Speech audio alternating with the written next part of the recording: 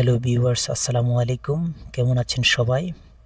আজকে আমি ঘুরতে আসছি পাতায়া থেকে 13 কিলোমিটার অভ্যন্তরে অর্থাৎ সমুদ্রের গভীরে একটি কোরাল আইল্যান্ড, যেটি একসময় জলদস্যু দ্বারা নিয়ন্ত্রিত ছিল, এখন থাইল্যান্ডের প্রধান পর্যটন কেন্দ্র হিসাবে গড়ে উঠেছে। চলুন আমরা সবাই ঘুরে আসি কোরাল আইল্যান্ড থেকে। এটা হচ্ছে আপনার পাতায়া বিচ এরিয়া, অর্থাৎ পাতায়া সিটি থেকে একটু সামান্য দূরে। অর্থাৎ এখান থেকে হচ্ছে আপনার যেটা কোরাল আইল্যান্ড, সেখানে বিভিন্ন ধরনের স্পিড বোট কিছুক্ষণ পরে হচ্ছে মূলত কোরাল আইল্যান্ডটা এক্সপ্লোর করার জন্য স্থানীয়দের কাছ থেকে, প্লাস আমি বিভিন্ন ধরনের ভিডিওস থেকে জানতে পারছি হচ্ছে আপনার এই কোরাল আইল্যান্ডটা অত্যন্ত সুন্দর। তো এখানে আশেপাশে প্রচুর পরিমাণে ভিজিটর্স আছে, ওরা অবশ্য সেখানে যাচ্ছে। তো আমার পিছনে হচ্ছে যে পোস্টারটা, সেটা হচ্ছে পাতায়া সিটি একটা পোস্টার, এটা খুবই একটা বিখ্যাত। তো এখানে বিভিন্ন কান্ট্রির হচ্ছে আপনার ভিজিটররা আসে। আইল্যান্ডের পাতায়া খুবই বিখ্যাত ভিজিটর্সের জন্য, এবং এখানে হচ্ছে আপনার যেমন দিনের বেলায় প্রচুর পরিমাণে ভিজিটর্স কোরাল আইল্যান্ডে ভিজিট করতে যায়, তার পাশাপাশি নাইট টাইমে হচ্ছে আপনার এখানে ওয়াকিং স্ট্রিট আছে, হচ্ছে ওখানে প্রচুর পরিমাণে ভিজিটর ভিজিট করে। রাতের বেলায় ওই আমার পিছনে দেখুন অনেক স্পিড বোট, এই স্পিড বোটগুলা আসলে ইউজ করা হয় হচ্ছে এখানকার ভিজিটরদের কোরাল আইল্যান্ডে যাওয়ার জন্য কিছুক্ষণ পরে পরে। অর্থাৎ এখানে টার্মিনাল 1, 2, 3 এরকম করে নাম্বার করে অনেকগুলো জায়গা আছে, যেখান থেকে হচ্ছে আপনার ভিজিটররা সচরাচর কোরাল আইল্যান্ড ভিজিট করতে যায়।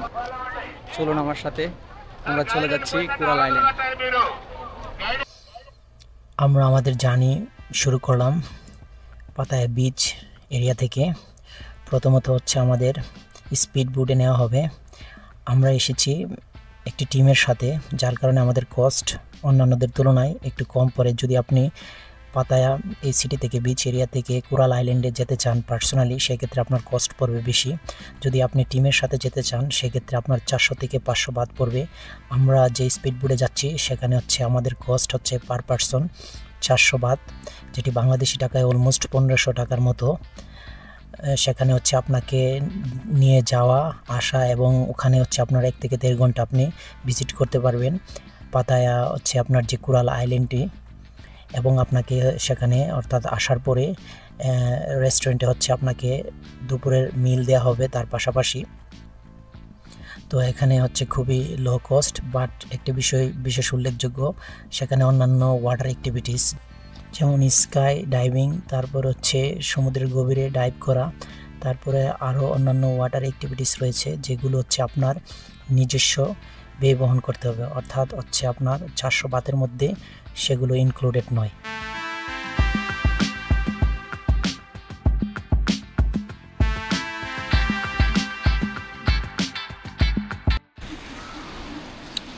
এই হচ্ছে বিখ্যাত কোরাল আইল্যান্ড। পাতায়া বিচ থেকে প্রায় আপনার হচ্ছে 20 থেকে 30 মিনিট সময় লাগে এখানে আসতে। তো এখানে হচ্ছে শুধু একটা না, অর্থাৎ আমার পিছনে এখন কয়েকটা ছোট ছোট দ্বীপ আছে, ওই পাশটাতেও আপনার দ্বীপ আছে। তো এখানে পরিবেশটা খুবই সুন্দর। কোরাল আইল্যান্ডে আসার পরে হচ্ছে আপনার ইচ্ছে করলে আপনার পুরো কোরাল আইল্যান্ড আপনি সীমিত সময়ের মধ্যে ঘুরতে পারবেন না, অর্থাৎ এটা খুবই একটি বড় আইল্যান্ড।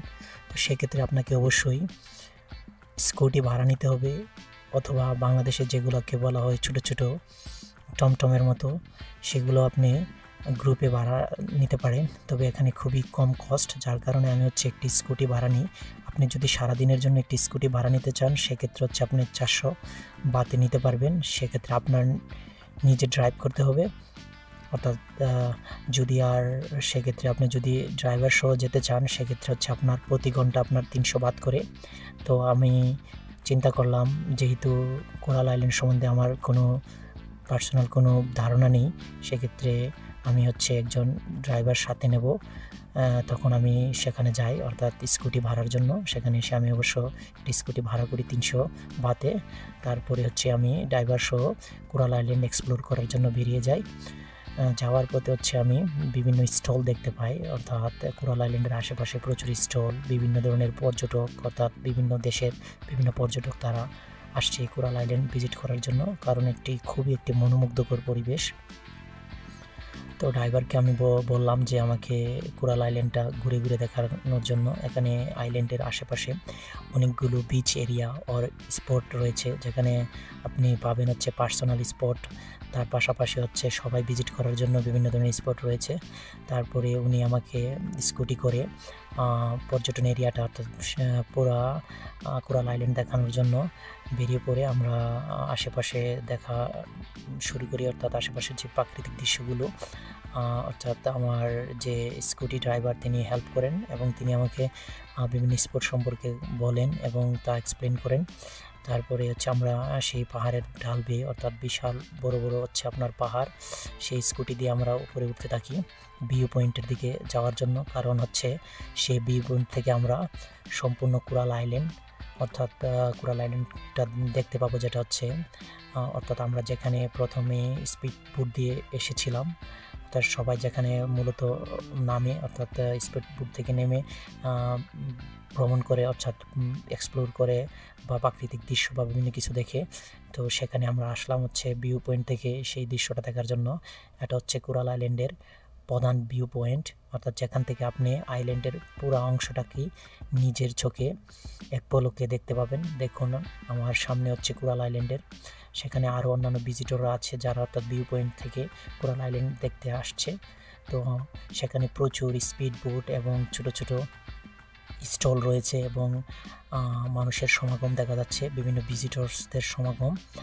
এই ভিউ পয়েন্ট থেকে আপনি ইচ্ছা করলে সম্পূর্ণ কোরাল আইল্যান্ড এক পলকে দেখতে পারবেন।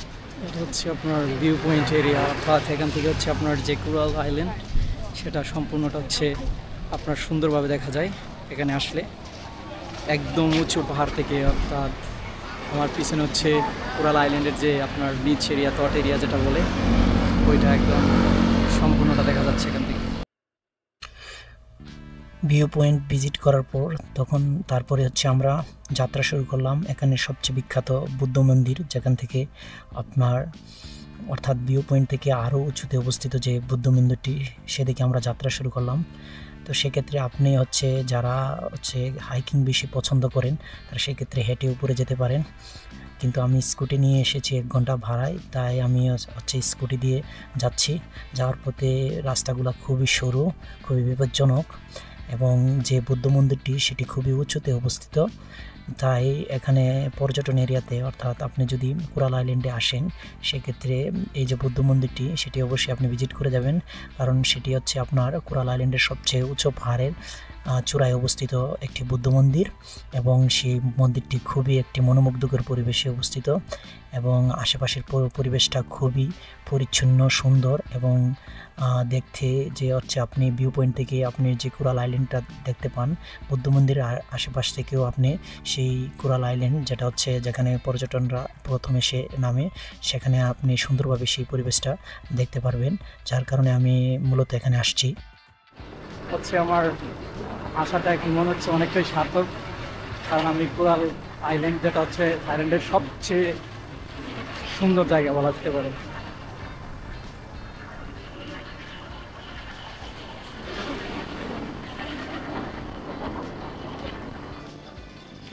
সমুদ্রের মাঝখানে একটা চমৎকার আমার আশেপাশটা দেখুন একবার।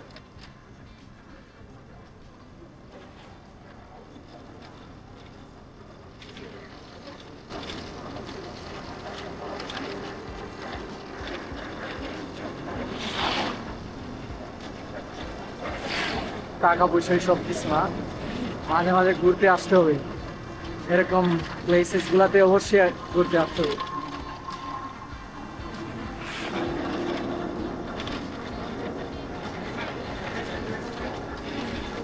চারিদিকে পাহাড়, ছোট ছোট পাহাড়,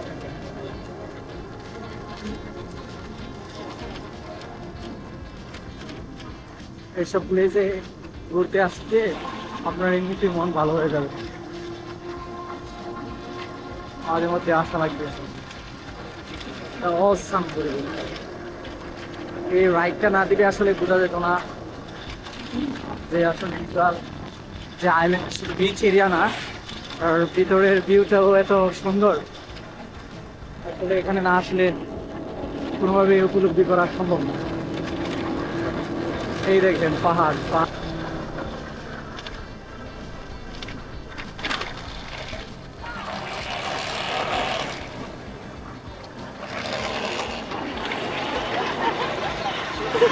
থ্যাংক ইউ। আমি এখন ঘুরতে আসছি কোরাল আইল্যান্ডের আরেকটা বিচে, সাথে আমার হচ্ছে স্কুটি ড্রাইভার, তাকে সাথে নিয়ে আসছি। তো সেখানে হচ্ছে বেশিরভাগ পর্যটক হচ্ছে আপনার ফরেনার, তারা হচ্ছে স্থানীয় নয়, অর্থাৎ ফরেনার পর্যটক। তো আমি হচ্ছে ওখানে গিয়ে সেখানে হচ্ছে আমার ড্রাইভারকে নিয়ে সেই জায়গাটা হচ্ছে এক্সপ্লোর করব। তো সেই জন্য আমি আমার স্কুটি ড্রাইভারকে সাথে নিয়ে সেখানে আসছি। চলুন ঘুরে আসি সেই বিচটিতে। এটি হচ্ছে আপনার কোরাল আইল্যান্ডের হচ্ছে আরেকটি বিচ এরিয়া, বিচ স্পট। এখানে হচ্ছে আপনার বেশিরভাগ যে ফরেনার রয়েছে তারা হচ্ছে ইউরোপিয়ান কান্ট্রি, অর্থাৎ যে ওয়েস্টার্ন পিপল, তারা হচ্ছে এখানে আসে, অর্থাৎ এখানে তারা হচ্ছে বাদ করার জন্য, প্লাস হচ্ছে তাদের সময়টাকে এনজয় করার জন্য এখানে আসে। এখানে হচ্ছে থাইল্যান্ডের যে লোকাল এরিয়াস, যারা হচ্ছে নেটিভ, তারা মূলত এখানে আসে না। বেশিরভাগ পর্যটক হচ্ছে আপনার হচ্ছে ফরেনার এই এরিয়াটাতে।